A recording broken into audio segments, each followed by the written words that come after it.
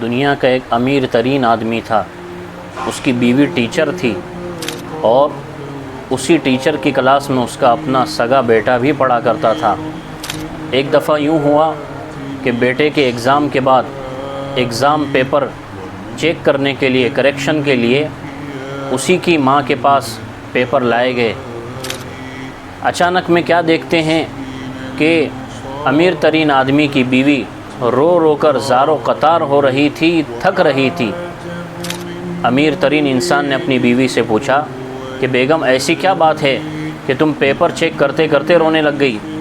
کہنے لگی کہ ہم نے پیپر میں ایک سوال ہی ایسا لکھا تھا کہ جس کے جواب میں بچے نے مجھے رلا دیا۔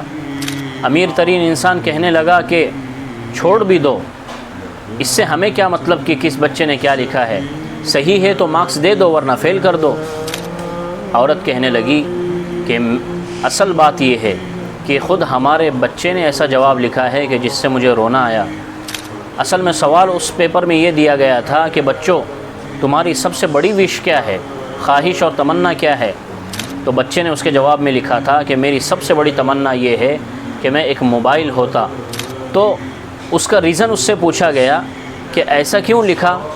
تو بچے نے جواب میں یہ کہا کہ میں اکثر دیکھا کرتا ہوں کہ میرے باپ جب دیکھو تب موبائل میں گھسے رہتے ہیں، میری والدہ جب دیکھو تب موبائل میں بیزی رہتی ہیں، مجھے دینے کے لیے نہ میرے باپ کے پاس وقت ہے نہ میرے ماں کے پاس وقت ہے۔ تو میری خواہش یہ ہے کہ کاش میں بھی ایک موبائل ہوتا جسے دینے کے لیے ہر ایک کے پاس وقت ہوتا۔